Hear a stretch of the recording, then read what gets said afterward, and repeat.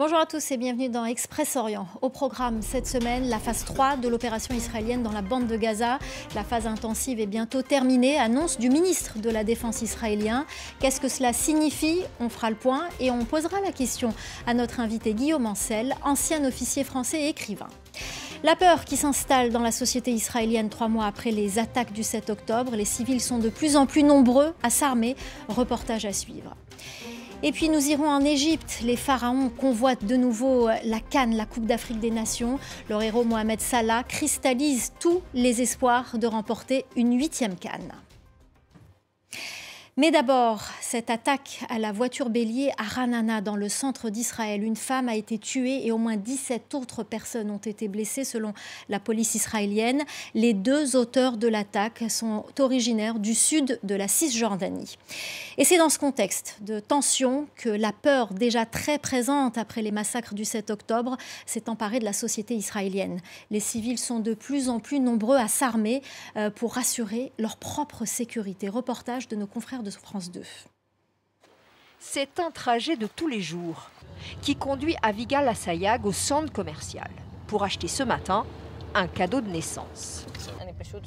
Mon arme, je la mets sur mon ventre. Je défais l'étui pour la sortir rapidement si besoin.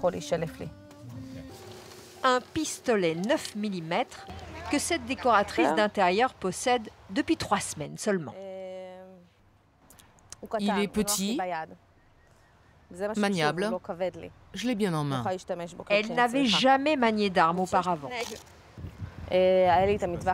Pour le permis, je suis allée une seule fois au stand de tir, mais je me suis entraînée à utiliser l'arme, à repérer une menace. J'ai été mise en situation. C'est l'attaque du 7 octobre qu'il a décidé à demander un permis de port d'armes. Désormais, le pistolet est constamment à sa ceinture. Le danger est partout maintenant. Partout, on peut se faire tirer dessus. C'est notre sécurité qui est en jeu. En 2 mois, 260 000 Israéliens ont demandé un permis de port d'armes. Dans la rue, les armes légères se voient peu, mais beaucoup de réservistes portent leurs fusils M16 en bandoulière. Je la porte car les gens me voient avec et ça les rassure. Depuis le 7 octobre, le gouvernement a assoupli les règles pour les permis de port d'armes. Ce qui inquiète cette avocate, ce sont ces images. Celle d'un ministre d'extrême droite distribuant des fusils à des citoyens. Ce gouvernement utilise l'état de guerre et exploite le sentiment du public qui a peur, qui a perdu confiance. Ils l'utilisent pour encourager à s'armer, mais ils le font sans penser aux conséquences à long terme pour la sécurité, au sein même de la société israélienne. En Israël, un permis de port d'armes s'obtient dans un délai d'1 mois au maximum. Impossible de savoir combien d'armes sont aujourd'hui en circulation dans le pays. Et après 3 mois de conflit, l'armée israélienne a annoncé la fin proche de la phase intensive de la guerre à Gaza. La prochaine étape va avoir un redéploiement des troupes dans l'enclave palestinienne. Sandrine Gomez.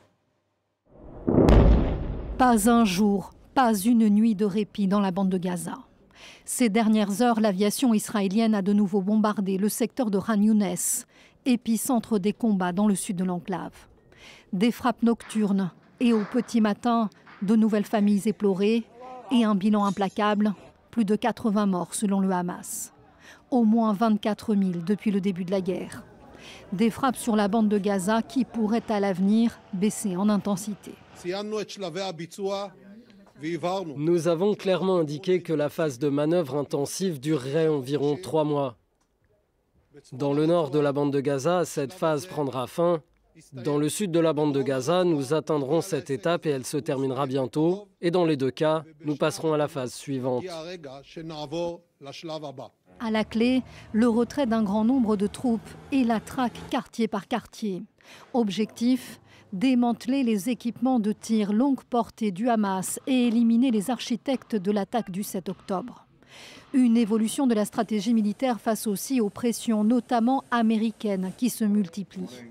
Lors d'une énième visite début janvier, le secrétaire d'État américain Anthony Blinken a exhorté Israël à réduire l'intensité de ses raids dans la bande de Gaza. Un conflit qui a un prix aussi pour Israël. Le gouvernement a annoncé 15 milliards de dollars supplémentaires. De quoi financer la guerre longue, promise par le Premier ministre Benjamin Netanyahou. Et Guillaume Ancel, ancien officier français et écrivain, est notre invité aujourd'hui. Merci d'être avec nous. Tout d'abord, votre réaction sur l'annonce de l'armée israélienne qui a évoqué la fin proche de la phase intensive de son opération. Ça reste une annonce parce que ça fait 2 semaines que le gouvernement israélien envoie des signaux de ce type. On voit très bien que, d'une part, Anthony Blinken, s'il s'est redéplacé dans la région, c'était d'abord pour préparer la fin de l'offensive dévastatrice qu'a lancée le gouvernement Netanyahou contre la bande de Gaza et qui se termine par un carnage total dans la population civile sans arriver à obtenir les résultats qui étaient affichés, c'est-à-dire de détruire le Hamas et de libérer les otages. Les Américains, comme l'Union européenne, souhaitaient que cette offensive cesse au plus tôt pour laisser la place à des attaques ciblées, que c'est très bien faire Israël. D'ailleurs, Israël l'a démontré en allant éliminer le numéro 2 du Hamas il y a 10 jours maintenant dans la banlieue de Beyrouth sans faire de victimes collatérales. Voilà, c'est annoncé, ça n'est pas encore fait. On va devoir attendre malheureusement patiemment que ce carnage à huis clos se termine enfin. Alors qu'en est-il des frappes américaines sur le Yémen? Elles sont-elles d'ailleurs efficaces contre les Houthis qui ont continué à frapper? Hier, un cargo américain a été touché par un missile des Houthis au large du Yémen. En fait, les Américains, la tournée d'Anthony Blinken était aussi destinée à organiser un front anti-Iran. Parce que les Houthis, c'est l'Iran. Les Houthis tout seuls ne peuvent pas lancer des attaques sur le trafic maritime en mer Rouge, qui est crucial pour toutes nos nations. Hein. C'est plus de 10% du trafic mondial international. Et surtout, à partir du moment où les bateaux ne peuvent plus emprunter la mer Rouge et donc le canal de Suez, ils sont obligés de faire le détour par le sud de l'Afrique, par le cap de Bonne-Espérance. Ça va doubler ou tripler le prix de ces transports. Donc on verra très vite les effets. Et donc les Américains voulaient faire cesser le plus vite possible cet étranglement sur la mer Rouge et ils ont procédé à une frappe d'avertissement. Le but n'était pas de détruire les capacités militaires des Houthis, mais de leur montrer que les Américains pourraient ne pas se contenter d'essayer d'intercepter les missiles ou les drones qui sont tirés sur les bateaux. Le fait que les Houthis aient continué à le faire les expose simplement à d'autres frappes. Jusqu'ici, les Américains ont fait attention de mener des frappes très limitées, de nuit, sans faire de victimes collatérales ou quasiment aucune, et sans s'attaquer, je dirais, au cœur de l'armée Houthi. Ils ont simplement détruit quelques radars, quelques quartiers généraux et surtout quelques arsenaux de munitions. Les frappes pourraient être beaucoup plus étendues et surtout, ils montrent à l'Iran que c'est bien l'Iran qui est l'acteur principal.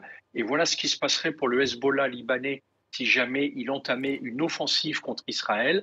Et voilà ce qui pourrait se passer pour l'Iran si elle continuait à essayer d'exercer ou plutôt d'alimenter des foyers de tension et de guerre dans le Proche-Orient. Alors justement, est-ce que l'Iran et le Hezbollah qui soutiennent les Houthis ont bien reçu le message américain ? Évidemment, ils vont clamer le contraire. Et d'ailleurs, le Hamas, comme le Hezbollah, s'est empressé d'annoncer que c'était inacceptable que les Américains aient frappé sur les Houthis et qu'ils allaient s'exposer à des représailles terribles. Mais tout ça reste du verbe.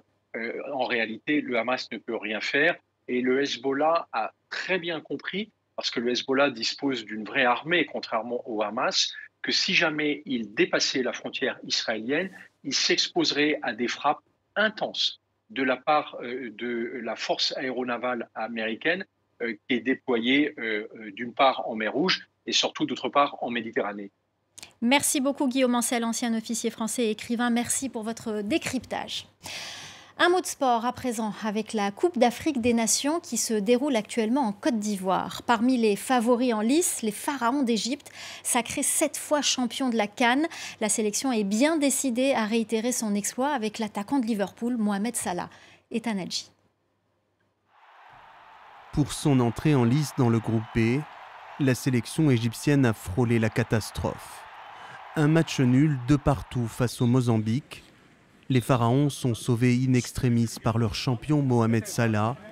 qui égalise sur un penalty dans le temps additionnel. Une sacrée frayeur pour l'équipe, pourtant habituée à repartir avec la coupe. L'Égypte a remporté 7 fois la CAN dans son histoire.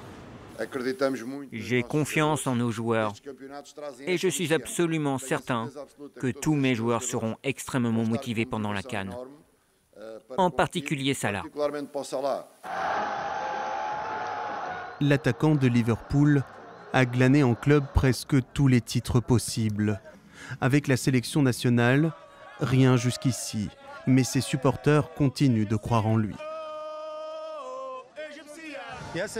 J'espère que l'équipe égyptienne va gagner la coupe. L'Égypte va gagner. Mohamed Salah va marquer des buts. L'enfant du Nil, sacré à 2 reprises meilleur joueur africain et adulé par les Égyptiens. C'est l'une des personnalités les plus populaires du pays, comme en témoignent ces portraits du footballeur sur les murs des villes ou les façades des magasins. Ici, on a uniquement des t-shirts de Mohamed Salah, comme celui-ci avec des cheveux, car sa coupe est très populaire. Tous les enfants l'adorent. Depuis l'âge d'1 an jusqu'aux ados, ils veulent tous du Mohamed Salah, un t-shirt ou un pantalon. Le capitaine de la sélection leur a promis de ramener la coupe. Ce serait alors son premier titre de champion d'Afrique. Voilà, c'est la fin d'Express Orient. Restez avec nous, l'info continue sur France 24.